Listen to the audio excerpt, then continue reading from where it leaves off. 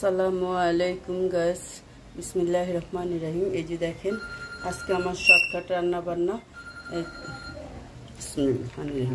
এই তো আজকে শর্টকাট রান্না বান্না।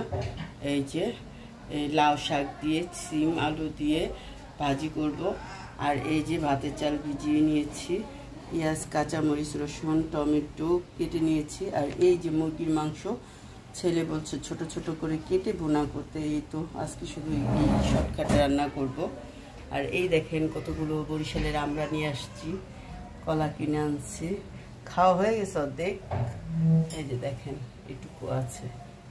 এই তো আজকে রান্না বান্নার জন্য এই সিম্পল, আর কিছু না, আর বেশি কিছু আয়োজন করি নাই, কারণ শরীরটা অসুস্থ, ভালো লাগতেছে না। এর জন্য এই সিম্পল রান্না বান্না। আমার জন্য সবাই দোয়া করবেন, আর হলো আমার ভিডিওটাতে লাইক কমেন্ট শেয়ার করে দিবেন। হ্যাঁ, আল্লাহ হাফেজ। এই তো গ্যাস দেখেন এই শাক সিদ্ধ বসিয়ে দিছি। এই যে এখন একটু ঢেকে দিলাম, সিদ্ধ হয়ে যাক, ঢেকে দিছি। আর এই যে কড়াই বসিয়ে দিছি, মুরগি ভুনা করবো। এর জন্য এখন সব কিছু আর কি জোগাড় করি। কড়াই গরম হয়ে গেছে, এখন তরকারির জন্য তেল দিয়ে দিতেছি, মুরগির জন্য।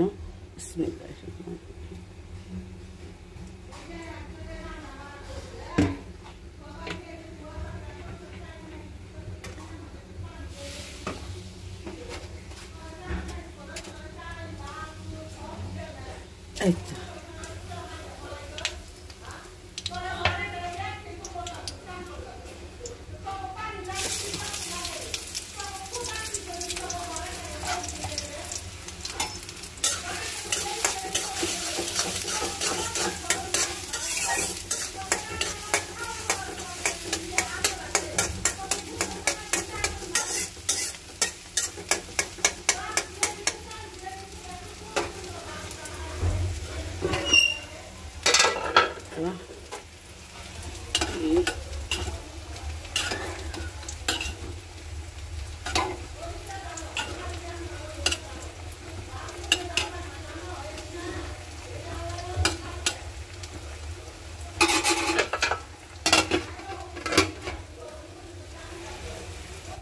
দেখেন যে সব মশলা দেওয়া হয়ে গেছে, এখানে লবণ টবণ হলুদ মরিচ সব দেওয়া হয়েছে।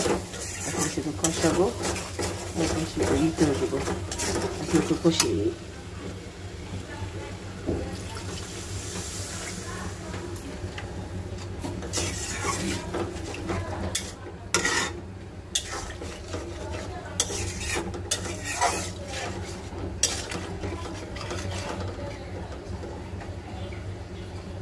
দেখেন গাইস কি সুন্দর কষানো হয়ে গেছে।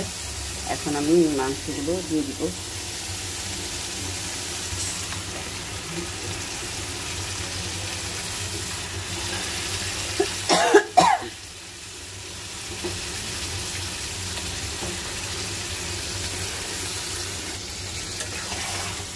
এই জায়গায় তো এই দিকটা সুন্দর করছে।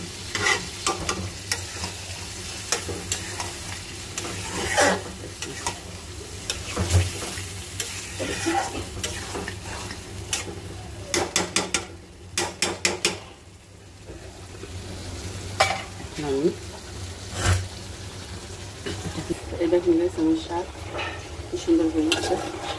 এখন বাগার দিয়ে ফেলবো। রসুন পেঁয়াজ আর মরিচ দিয়ে, শুকনো মরিচ দিয়ে বাগার দিব। একটু চুল শুকাবে।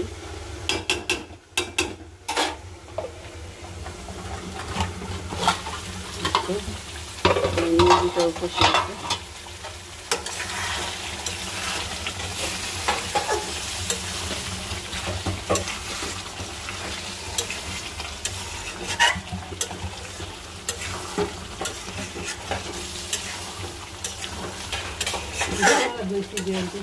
হ্যাঁ,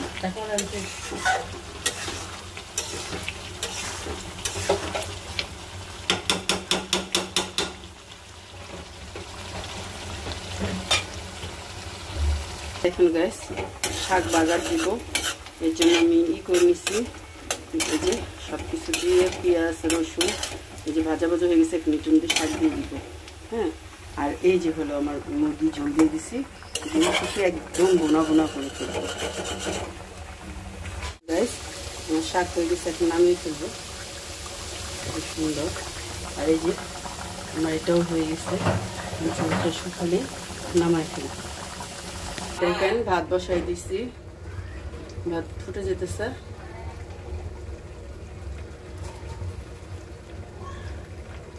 আর এই যে লাউ ডাল এখন নামাই ফেলবো।